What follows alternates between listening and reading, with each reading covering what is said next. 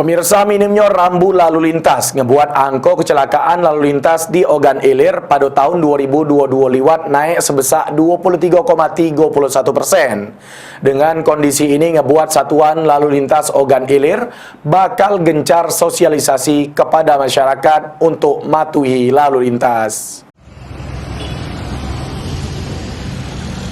Diungkap ke Kapolres Ogan Ilir AKBP Andi Basurahman, Satlantas Polres OI bakal terus gencar ngenjuk sosialisasi serta berkoordinasi dengan pihak terkait untuk menekan angka kecelakaan di Jalan Lintas Palembang Indralayo. Sejauh ini faktor penyebab kecelakaan tidak cuma bersumber dari human error pengendara, namun juga karena faktor minimnya rambu lalu lintas serta lampu penerangan jalan di sepanjang Jalan Lintas Timur Palembang Indralayo. Sama Jalan Lintas Tengah Sumatera, Jalinteng Indralayo Prabu Mulih yang masih minim. Kasus kecelakaan lalu lintas ini ada 159 perkara, kemudian 148 diselesaikan dengan korban meninggal dunia selama 2022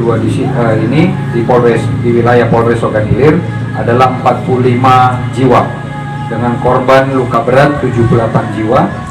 Korban luka ringan 148 jiwa dengan kerugian material 1.305.550.000 rupiah. Jumlah tabrak lari ada sebanyak 7 perkara. Ini tercatat ada 35 lampu penerangan jalan sama 40 rambu lalu lintas yang tersebar di Jalintim maupun jalur Palembang Prabu Mulih. Ahmad Romawi, PAL TV.